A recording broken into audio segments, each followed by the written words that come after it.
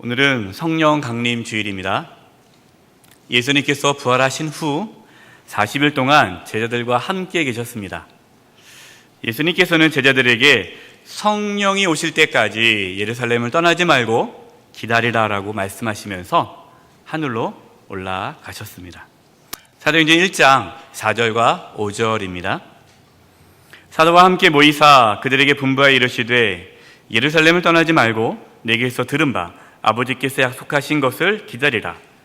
요한은 물로 세례를 베풀었으나 너희는 몇 날이 못되어 성령으로 세례를 받으리라 하셨느니라. 아멘. 약 120명의 제자들이 예수님의 말씀대로 예루살렘을 떠나지 않고 기도에 힘썼습니다. 예수님께서 하늘로 올라가신 후 열흘이 지나자 오순절 날에 성령님께서 각 사람에게 임하였습니다. 사도행전 2장 1절과 4절입니다. 오순절 날이 이미 이름에 그들이 다 같이 한 곳에 모였더니 호련히 하늘로부터 급하고 강한 바람 같은 소리가 있어 그들이 앉은 온 집에 가득하며 마치 불의 혀처럼 갈라지는 것들이 그들에게 보여 각 사람 위에 하나씩 임하여 있더니 그들이 다 성령의 충만함을 받고 성령이 말하게 하심을 따라 다른 언어들로 말하기를 시작하니라. 아멘. 성령 하나님께서 각 사람에게 임하셨습니다. 그리고 나서 교회가 세워졌습니다. 참된 신앙은 성령 하나님께서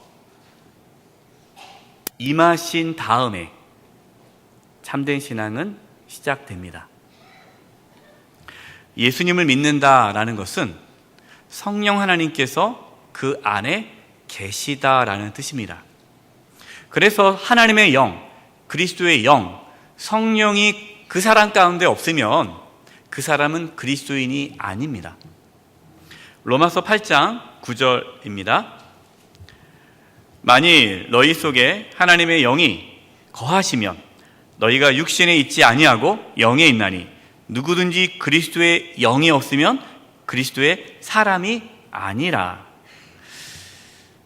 예수님을 믿고 살아가는 삶, 그 삶이란 성령 하나님과 함께 살아가는 삶입니다. 근데 많은 분들이 성령님에 대해서 잘 모릅니다.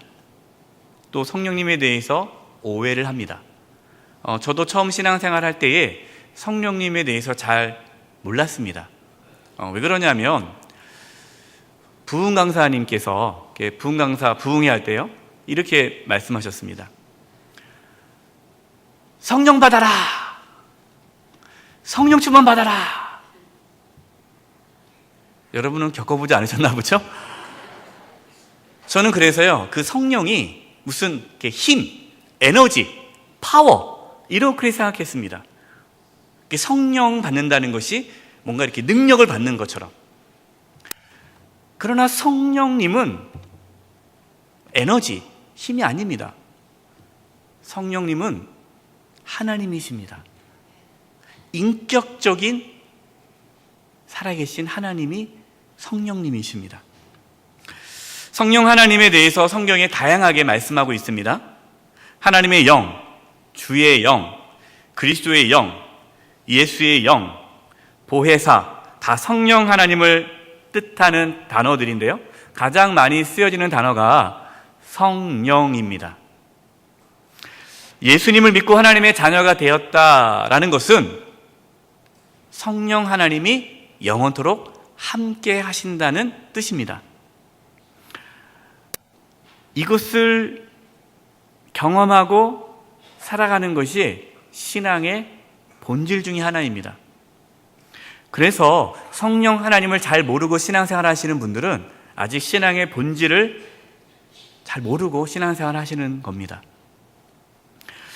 왜 예수님을 믿어도 삶의 변화가 없을까요? 왜 그렇게 교회 열심히 나와도 마음의 기쁨과 평안함이 없을까요? 그렇게 기도하고 말씀을 읽어도 왜 우리 가운데에 하나님의 자녀로서의 능력이 나타나지 않을까요? 여러 가지 이유가 있습니다. 그러나 가장 큰 이유는 성령 하나님의 인도하심을 받지 않기 때문입니다. 이런 분들은 예수님을 믿어도 감격이 없습니다. 성령 하나님의 인도를 받지 않은 분들은 신앙생활이 아니라 종교생활을 하는 겁니다. 종교생활은 버려야 합니다. 신앙생활을 해야 합니다. 신앙생활은 성령님의 인도하심을 받는 생활입니다. 그래서 오늘 하루 성령 강림 주일 돼서 성령에 관한 말씀을 전해서는 성령님에 대해서 충분히 이해할 수가 없어서 우리가 6주 동안 성령 하나님에 대해서 말씀을 나누려고 합니다. 그래서 저와 여러분들이 6주간 동안 사모하셔야 됩니다. 성령님을 사모하고 성령님을 더 깊이 알기를 간절히 원하셔야 합니다. 성령님을 우리가 깊이 알아가면 알아갈수록, 또한 성령 하나님의 그런 인도함을 받으면 받을수록 우리의 삶이 완전히 달라집니다. 이번 6주간의 말씀의 주제가 성령의 능력입니다. 또 오늘은 함께 하시는 성령님이라는 제목으로 말씀을 나눌 것입니다. 예수님은 십자가를 지시기 전에 제자들에게 성령님에 대해서 말씀하십니다. 성령님께서 너희와 항상 함께 하겠다라고 말씀하십니다. 본문 16절입니다. 내가 아버지께 구하겠으니 그가 또 다른 보혜사를 너희에게 주사 영원토록 너희와 함께 있게 하리니. 아멘. 보혜사, 어려운 단어인데요, 성령을 뜻합니다. 이 보혜사라는 단어는 헬라어로 이 원문에 의하면 파라클레토스입니다. 이 파라클레토스라는 거는, 이 단어는 두 단어가 합쳐져서 한 단어가 된 건데요, 파라라는 단어는 곁에라는 전치사고요, 클레토스라는 것은 부름 받은이라는 뜻입니다. 그래서 파라클레토스를 합치면 누군가의 곁에서 있도록 부름 받은 자라는 뜻이에요. 그분이 누굽니까? 성령님이시죠. 성령님이 보혜사라는 뜻은 성령님께서 늘 우리 곁에, 우리와 항상 함께 하신다라는 것을 표현하고자 보혜사라는 단어를 쓴 겁니다. 본문 17절 전반입니다. 그는 진리의 영이라 세상에 능히 그를 받지 못하나니 이는 그를 보지도 못하고 알지도 못함이라. 아멘.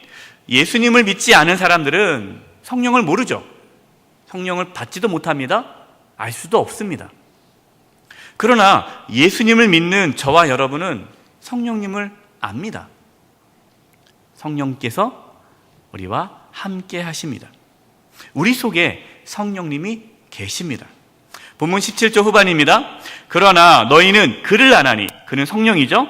그는, 성령은 너희와 함께 거하시며 또 너희 속에 계시겠음이라. 아멘. 한번 따라서 한번 해보십시오.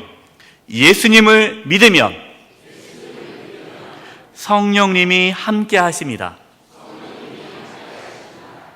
성령님이 우리 가운데 계시는데 어떻게 우리 가운데 계시느냐? 예수님을 믿어야만 성령님이 우리 가운데 오시는 겁니다. 예수님께서 이렇게 말씀하셨습니다. 누구든지 목마른 자는 내게로 와서 마시라. 나를 믿는 자는 성령의 이름과 같이 그 배에서 생수의 강이 흘러나리라. 이 말씀을 하시고 요한복음 7장 39절에 이렇게 말씀합니다. 이는 그를 믿는 자들이, 그는 예수님이죠. 예수님을 믿는 자들이 받을 성령을 가르쳐 말씀하신 것이라. 예수께서 아직 영광을 받지 않으셨으므로 성령이 아직 그들에게 계시지 아니하시더라. 아멘. 예수님이 이 땅에 사역하실 때는 성령이 임하지 않았습니다. 왜냐하면 아직 예수님께서 영광을 받지 않았기 때문입니다. 예수님께서 영광을 받을 때가 언제냐? 예수님께서 십자가에서 죽으시고 부활하시고 하늘로 올라가신 후에 영광을 받으셨습니다. 그리고 나서 성령이 오순절날 우리 각 사람에게 임하게 된 거죠. 오순절 이후로 예수님을 믿는 모든 사람은 성령님께서 임하십니다. 성령님께서 함께 하십니다. 성령님이 계시지 않으면 그 사람은 천국에 들어갈 수 없습니다. 니고데모라는 사람이 예수님을 밤에 찾아옵니다. 예수님께서 그 니고데모에게 이렇게 말씀하셨습니다. 요한복음 3장 5절입니다. 예수께서 대답하시되 진실로 진실로 내게 이르노니 사람이 물과 성령으로 나지 아니하면 하나님의 나라에 들어갈 수 없느니라. 아멘.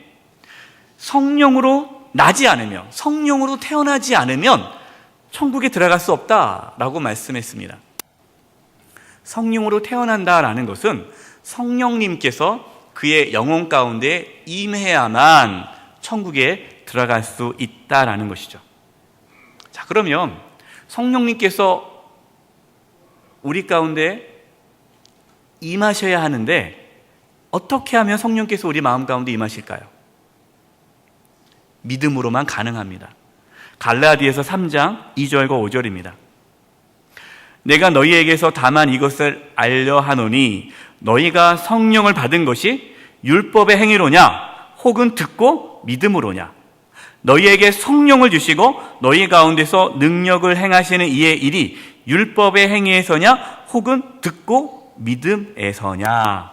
아멘. 무슨 말씀입니까? 우리가 언제 어디가 어떻게 성령을 받을 수 있습니까? 하나님의 말씀을 듣고 믿을 때에 성령이 임하신다라는 거예요.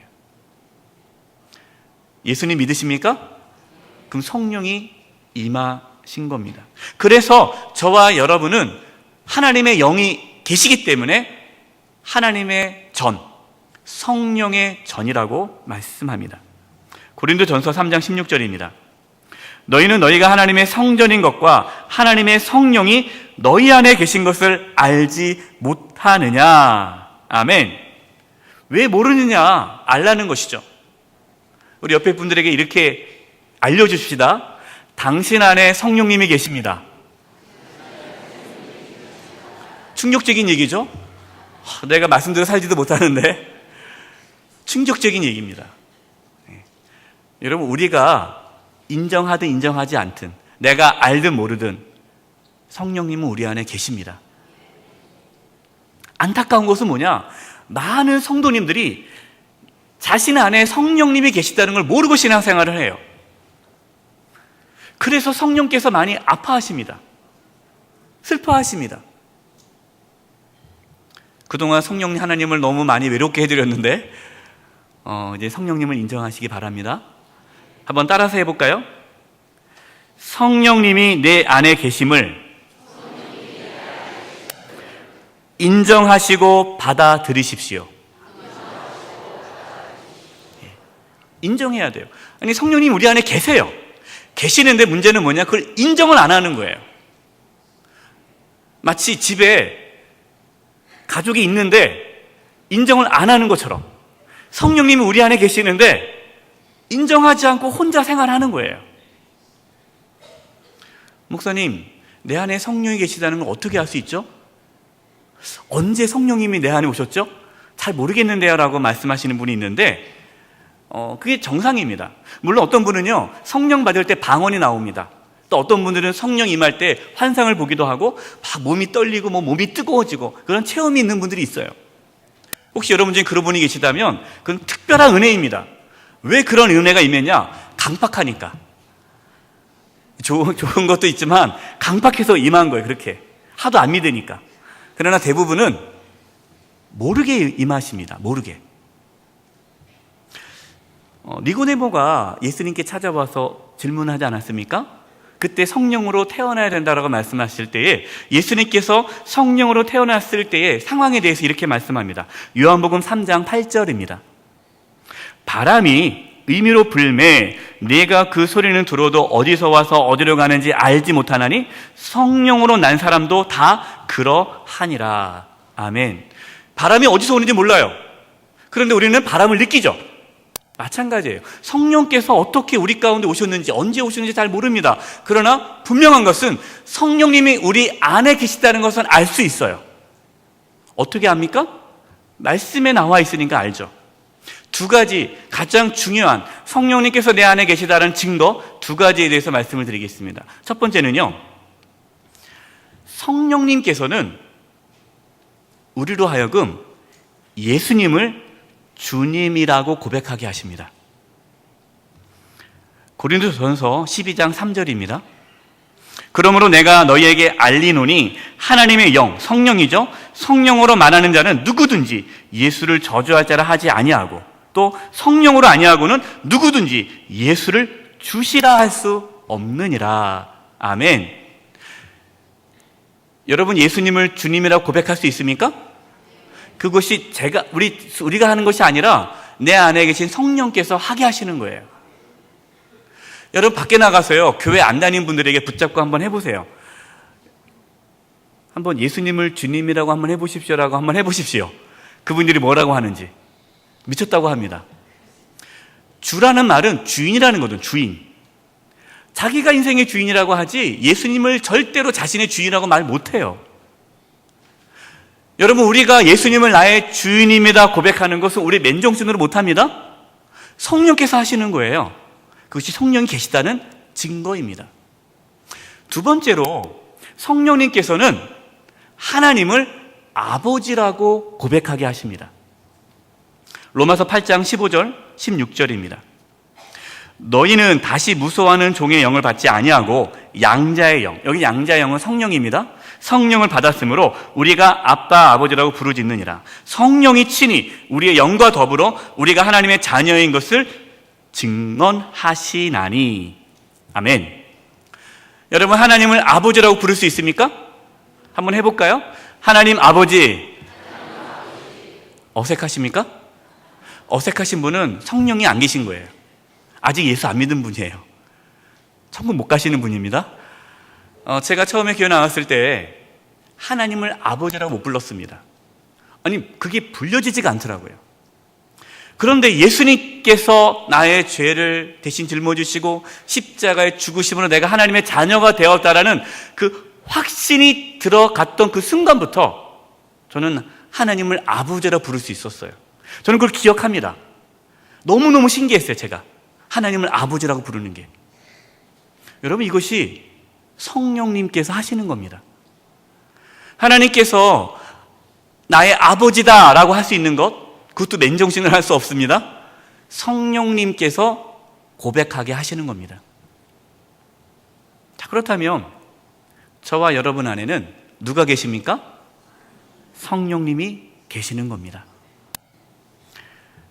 한번 이제 따라서 해볼까요? 함께 하시는 성령님 안에 거하십시오. 이제 우리가 할 것은 성령님이 우리 안에 계시다는 것을 이제는 알았습니다. 이제는 우리 그 성령님과 함께 살아가는 것을 배워야 되는 거죠.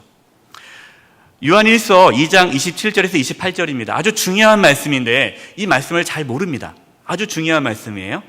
제가 설명해 드리겠습니다.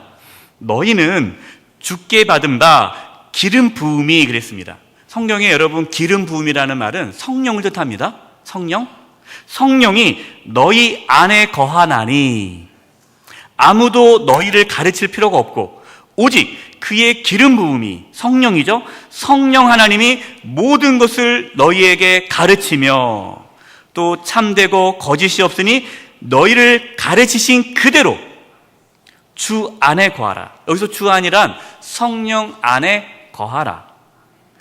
성령님께서 우리 안에 계십니다. 성령님께서 우리를 가르치십니다. 성령님께서 우리를 인도하십니다. 우리가 할 일은 뭡니까? 그 성령의 인도함에 따라 살아가는 것. 이것이 저와 여러분이 해야 할 겁니다. 28절이에요.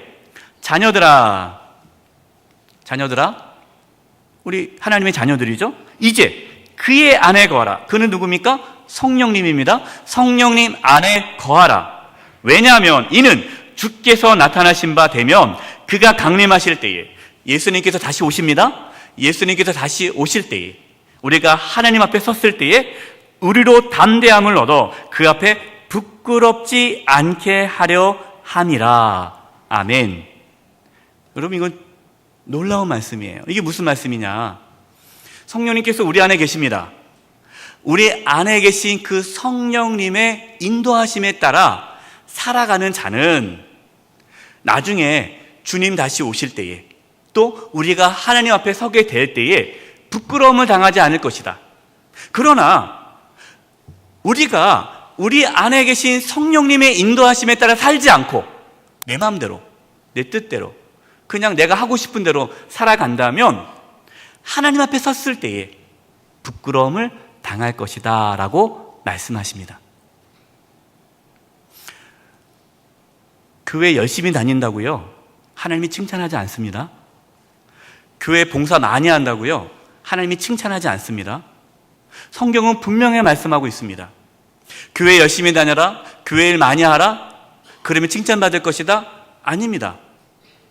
성령의 인도하심에 따라 주를 섬길 때, 충성할 때에 그것이 하나님께 칭찬받는 것이지, 성령의 인도함에 받지 않고 내 마음대로, 내 뜻대로, 내 욕심대로 나를 드러내면서 하나님 일을 하는 거 하나님께서 기뻐하지 않습니다. 정말 안타까운 것은 성령의 인도하심에 따라 충성하지 않고 자기 마음대로 충성하신 분들 나중에 책망받습니다. 차라리 안 하는 게 낫습니다. 또 이런 말 듣고 또 당장에 그만두지 마시고 성령의 인도함에 따라 충성하라는 겁니다. 그게 신앙의 본질이고 그게 신앙생활이. 이제 질문이 있죠. 목사님, 그러면 이제 제가 성령의 인도함에 따라 살고 싶습니다. 어떻게 하면 됩니까? 오늘은 시간이 없어서 다음에 말씀을 드리도록 하겠습니다. 오늘은 함께 하시는 성령님, 성령님께서 우리와 함께 하신다는 것만 오늘 말씀을 통해서 깊이 경험할 수 있기를 바랍니다. 이제 앞으로 우리가 성령의 인도함에 따라 살아가는 방법에 대해서는 6주 동안 말씀을 통해 나누도록 할 것입니다. 하나님의 자녀는 성령 하나님이 그 안에 거하십니다. 제가 앞서서 말씀을 드렸는데요, 제가 처음에 신앙생활 할 때 성령님을 잘 몰랐습니다. 하나님은 알았어요. 성부 하나님, 창조했으니까. 그 다음에 성자 하나님, 예수님은 알았습니다. 십자가 못 박혀 돌아가셨으니까. 근데 성령 하나님에 대해서는 제가 제대로 훈련을 받지 못했습니다. 그래서 교회는 다니지만 그냥 혼자 그냥 이렇게 다닌 거죠. 근데 어느 날 청년부 담당 목사님께서 이렇게 말씀을 전해주셨어요. 여러분 안에 성령 하나님이 계십니다. 그 성령님은 힘이나 에너지나 능력이 아니라 인격적인 하나님이십니다. 여러분 안에 성령 하나님이 계십니다. 성령 하나님과 대화하십시오. 저는 그 말씀을 듣고 충격을 받았습니다. 왜 충격을 받았냐면 성령님이 인격적인 하나님이라는 거예요. 근데 그 인격적인 하나님이 내 안에 계시다는 거죠. 여러분 생각해 보십시오. 내 안에 두 인격이 있습니다. 내가 있고 또 성령 하나님의 인격이 있습니다. 일반적으로 한 사람의 두 인격이 있는 사람을 뭐라고 말합니까? 다중인격자, 정신병자죠. 저는 그것을 이해하지 못했습니다. 하나님이 밖에 있는 것이지 내 안에 계시다, 나와 내 영과 함께 계시다는 것을 이해를 하지 못했습니다. 그러나 목사님께서 말씀했으니까 믿어야죠. 그래서 그때부터 이렇게 기도했습니다. 성령 하나님, 제가 그동안 성령 하나님을 잘 몰랐습니다. 한 번도 내 안에 성령님이 계시다는 생각을 못했는데 얼마나 그동안 외로우셨습니까? 이제는 제가 성령님과 대화하며 살겠습니다. 하면서 아침에 일어날 때 성령님 안녕히 주무셨습니까? 하면서 성령님과 대화를 하기 시작했습니다. 그러면서 말씀이 있는데 성령에 관련된, 성령님에 대한 말씀을 묵상하기 시작했습니다. 성령님에 대해서 깊이 알아가면 알아갈수록 제 영이 충만함을 경험했습니다. 성령의 그러한 인도하심에 따라가는 것이 뭔지를 알게 되었고, 성령의 인도함에 따라, 성령님의 그러한 인도함에 따라 살아가는 삶이 저의 삶을 완전히 바꿨습니다. 성령 하나님은 특별한 사람에게만 임하는 것이 아닙니다. 저는 그렇게 생각했습니다. 무슨 목사님들이나 기도 한 40일 금식 기도 몇 번 하신 분들, 그분들에게만 성령이 임하는 거고, 나같이 초신자나 평신도들은 성령이 임한다고 생각을 안 했습니다. 근데 그것이 아닙니다. 모든 그리스도인들, 누구든지 예수님을 믿으면 성령이 임하십니다. 그것을 인정하고 그 성령 하나님을 우리가 받아들이고 그분과 함께 살아갈 때 우리의 영은 살아납니다. 결론입니다. 예수님께서 이 땅에 오신 이유는 하나님께서 우리와 함께 하시기 위함이다라고 말씀합니다. 그래서 예수님의 이름이 임마누엘입니다. 임마누엘. 마태복음 1장 23절입니다. 아주 중요한 말씀입니다. 보라, 처녀가 잉태하여 아들을 낳을 것이요 그의 이름은 임마누엘이라 하리라 하셨으니 이를 번역한즉 하나님이 우리와 함께 계시다 함이라. 아멘. 예수님께서 이 땅에 왜 오셨습니까? 이유는 딱 하나입니다. 하나님이 우리와 함께 하시기 위해 이 땅에 오신 겁니다. 물론 예수님은 하나님이시기 때문에 예수님이 이 땅에 오신 것만으로도 하나님이 우리와 함께하는 그 약속이 이루어졌습니다. 그러나 예수님께서 이 땅에 오신 궁극적인 목적은 저와 여러분, 우리 모두에게 하나님이 항상 함께하는 그 은혜를 주시기 위함입니다. 예수님께서 이 땅에 오셔서 저와 여러분의 죄를 대신 짊어지시고 십자가에서 죽으셨습니다. 그리고 부활하셨습니다. 그리고 승천하셨습니다. 승천하시면서 이렇게 말씀하셨습니다. 성령을 기다리라. 성령이 너희 가운데 임할 것이다. 그 다음부터는 영원토록 하나님이 너희와 항상 함께할 것이다. 그 약속이 이루어졌습니다. 그날이 성령 강림절이죠. 그 이후로 모든 그리스도인들은 예수님을 믿으면 성령을 받게 됩니다. 성령이 임하십니다. 그 성령이 임하셨기 때문에 예수님을 주님이라고 고백할 수 있었고, 성령이 임하셨기 때문에 하나님을 아버지라고 부를 수 있게 되었습니다. 그러나 안타까운 것은 성령님이 우리 가운데 임하셨지만 그것을 잊고 살아가는 겁니다. 그래서 성령님께서 얼마나 많이 탄식하시면서 슬퍼하는지 모릅니다. 성령님이 우리 안에 계셨지만 우리는 무시하고 내 마음대로 살았습니다. 바로 그것이 우리가 신앙생활을 하는데 메말라지고, 우리가 신앙생활을 해도 기쁨이 없고, 우리가 신앙생활을 해도 별로 나아지는 것이 없는, 예수 믿을 때나 안 믿을 때랑 별 차이 없게 느껴지는 이유가 내 안에 계신 성령님이 나의 삶을 이끌어가지 못하기 때문입니다. 성령님 인격적이십니다. 우리가 거부하면 성령님은 슬퍼하며 기도하실 뿐이지 우리를 억지로 이끌어가지 않으십니다.